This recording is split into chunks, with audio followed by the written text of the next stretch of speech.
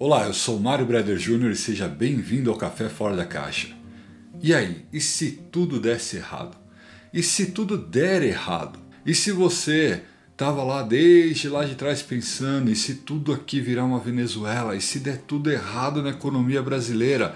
E se tudo for por água abaixo em tudo que a gente fez nas finanças? E aí, o que vai acontecer? Será que Deus não vai nos livrar desse mal? Pegue seu café, sente-se à mesa e bora conversar!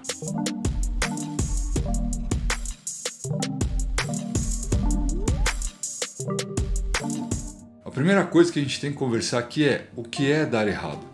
Será que dar errado é um governo fazer alguma coisa ou ter políticas monetárias que acabam atrapalhando tudo? Será que dar errado é uma situação financeira ruim no país ou na sua casa, nas suas contas, nas suas finanças? A primeira coisa que a gente tem que pensar aqui é o que é dar errado. É importante a gente lembrar do que a Bíblia diz que nesse mundo tereis aflições, mas tem de bom ânimo, eu venci o mundo, assinado Jesus Cristo. Foi Ele mesmo que disse isso pra gente, que a gente vai ter aflição nesse mundo. Ou seja, a Bíblia não nos prometia assim que tudo vai dar bem financeiramente, que tudo vai ficar legal. Talvez você tenha lido já em alguma ocasião o que diz na Bíblia ali no comecinho do povo de Israel. Talvez você viu alguém pregando sobre isso e dizendo assim, vai dar tudo certo, vai ser próspero, vai ter muito dinheiro, se atentamente ouvirem a minha voz, se você fizer isso ou aquilo. Cara, tem princípios importantes ali, mas a gente não pode negar que a Bíblia fala claramente que Jesus nos disse que nós teremos aflições. Na Bíblia também, se a gente for ali para quando Jesus estava orando, falando com Deus sobre seus discípulos, ele estava falando assim, não peço que os tires desse mundo, mas que os livre do mal. Livrar do mal aqui também não é em relação a questões financeiras. Livrar do mal aqui é daquilo que atinge a nossa eternidade. Eu vou te provar isso comparando dois caras que andaram com Jesus.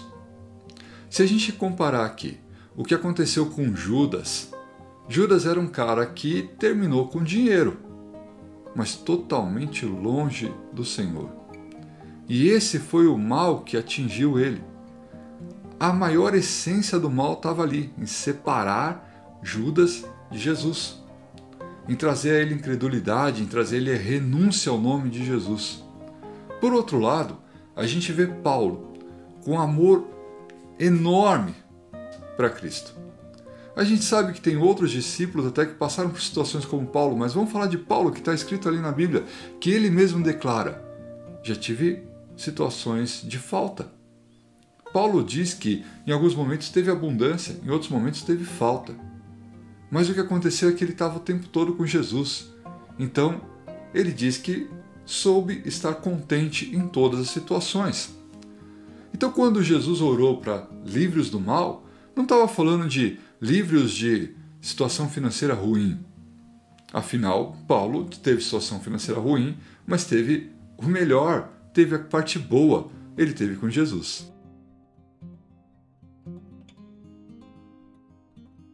Um outro ponto que é importante a gente falar, cara, espere pelo pior. Sim, espere pelo pior. Talvez até as coisas fiquem boas financeiramente. Talvez, não sei, Deus faça algumas coisas, ou a gente trabalhe, o brasileiro consiga passar por todos os perrengues aí e consiga fazer com que a vida financeira fique boa. Talvez até algumas pessoas, mesmo enquanto fique ruim para uma área ou para um setor do país, outros ficam muito bom, outros vão ficar muito bem ali em relação a finanças. Mas você já percebeu que mesmo alguns países grandes, alguns países de primeiro mundo, com muito dinheiro, ficaram terrivelmente ruins? Por exemplo, quando a gente olha para o Canadá, quando a gente olha ali até para o Japão, quando a gente olha para a França, países que tinham muito dinheiro, mas foram se afastando cada vez mais de Deus, com mentalidades que eram totalmente contra a palavra, contra aquilo que é evangelho, aquilo que é reino de Deus, contra a família, por exemplo. E sim, a gente precisa esperar pelo pior. O pior nesse sentido. E se tudo der errado, não está talvez falando sobre as tuas questões financeiras. Se tudo der errado, pode ser sim que vai dar errado e dar errado aqui. Jesus não nos prometeu que no tempo do fim tudo melhoraria. Ao contrário, no tempo do fim tudo vai piorar. E é nesse sentido que vai piorar. Até que o nosso Senhor Jesus venha, até que Ele destrua e todos os inimigos estejam embaixo dos pés dEle. E aí sim, nós poderemos viver a eternidade ao lado do Senhor. De um jeito maravilhoso. Mas enquanto isso não acontece, sim, cada vez vai ficar pior. E a gente precisa se preparar para isso.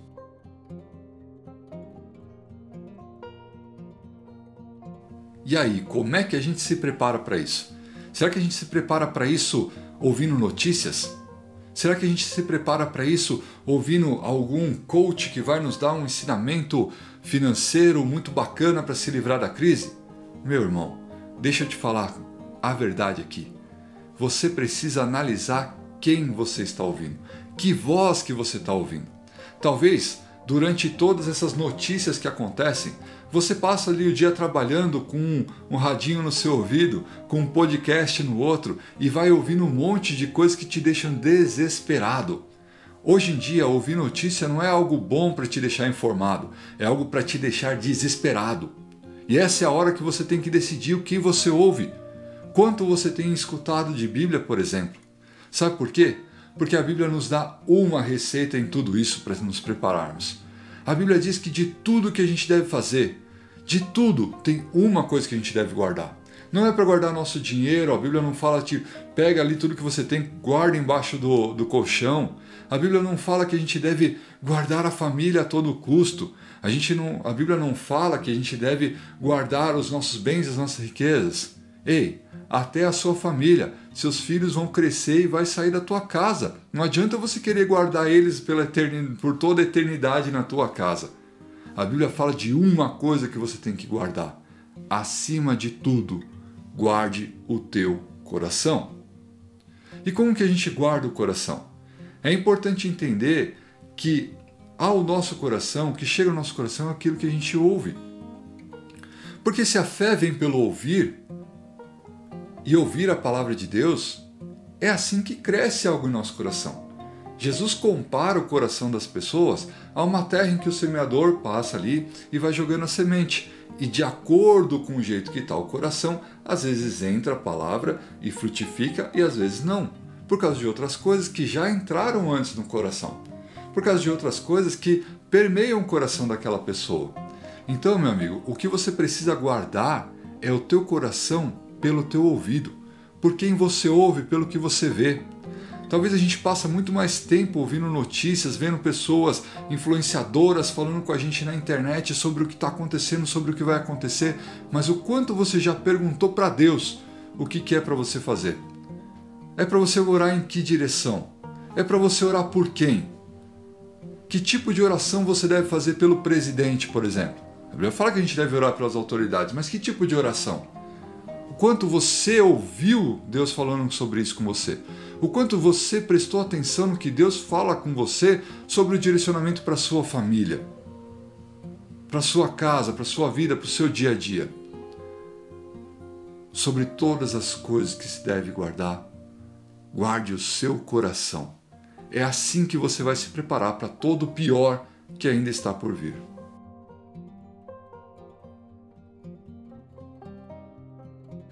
E como a gente faz isso, né? A gente pode sempre olhar para aquele que foi perfeito.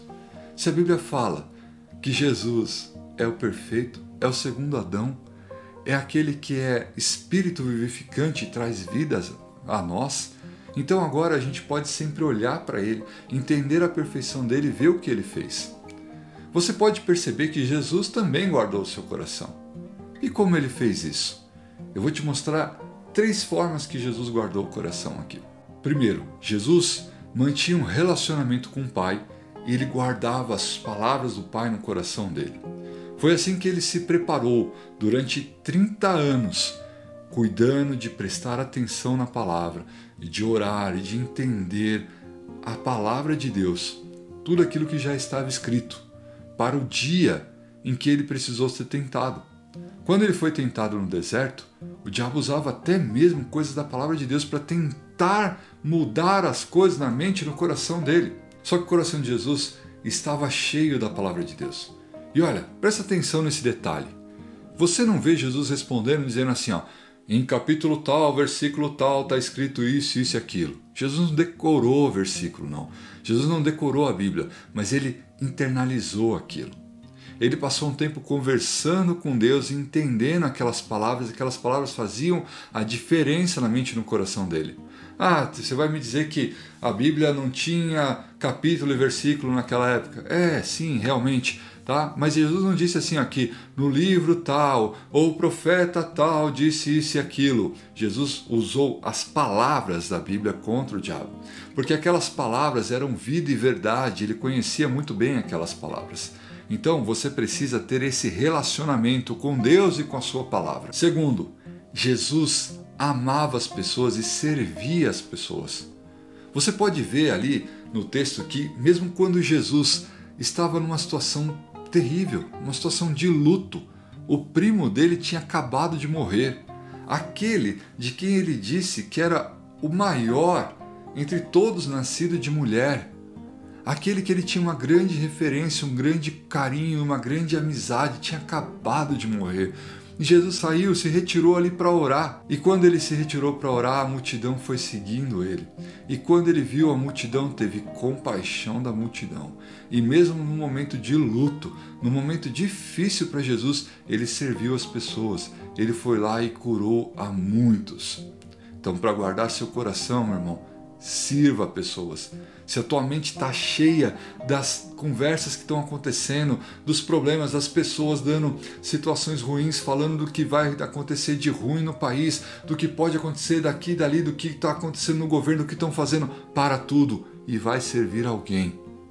Porque na hora que você vê alguém sofrendo e o seu coração se compadecer e você entregar daquilo que você tem de eternidade, você compartilhar com a pessoa, isso vai blindando o teu coração. Terceiro, Jesus derramava o seu coração diante do Pai. Mesmo quando a vontade de Jesus era contrária à vontade do Pai, ele chegava lá e derramava o seu coração. Jesus não teve vergonha de dizer o que não estava legal, o que ele não conseguia fazer direito. Será que Jesus ele tinha essa dificuldade de entender o que o Pai queria, como eu tenho hoje? Eu sei que não é isso que Deus quer, mas eu quero muito fazer isso. Cara, talvez a gente não tenha ali os pormenores do dia a dia de Jesus, mas deixa eu te mostrar uma coisa aqui que era muito mais forte que talvez eu e você. Seria muito difícil a gente viver a mesma coisa que Jesus viveu. A gente talvez nunca vai viver a intensidade daquilo que Jesus viveu, mas Jesus pediu para Deus, se possível, afaste de mim esse cálice. Ali ele não tinha vontade de fazer a vontade do Pai. Ele não tinha aquela vontade de ir lá e sofrer tudo aquilo. Ele sabia o que era ruim, mas ele tinha a vontade de amar, acima de todas as coisas, o Pai. Ele amava tanto o Pai que não interessava a própria vontade, ele pediu para que alinhasse cada vez mais a vontade dele com o Pai. Ele se entregou, ele mostrou, ele colocou isso de uma forma tão clara e tão aberta que hoje a gente tem acesso a ler o que as pessoas que estavam com ele escreveram sobre esse momento terrível. Ele não teve vergonha que eu e você, 2000 anos depois, soubéssemos disso, do quanto ele estava amargurado e triste ali, do quanto a vontade dele era até diferente da vontade do Pai naquele momento, a ponto de dar uma angústia nele terrível. Talvez você vai ter diversos cenários de angústia ao longo desse período terrível que a gente está vivendo e que vai aumentar cada vez mais. Mas se todas as vezes que isso pegar para você, você correr para o Pai e colocar diante dele tudo que precisa ser colocado, ainda que tenha outras pessoas vendo que talvez você ficasse com vergonha, ainda que pessoas vão saber e talvez vão ficar meio abalados com a sua reputação, não importa, você só consegue blindar o seu coração, você só consegue guardar o seu coração quando você põe para fora, diante do Pai, mesmo que com todo mundo vendo, o que pode de repente estar fervendo no seu coração, o que pode de repente estar criando alguma dor, alguma coisa no seu coração.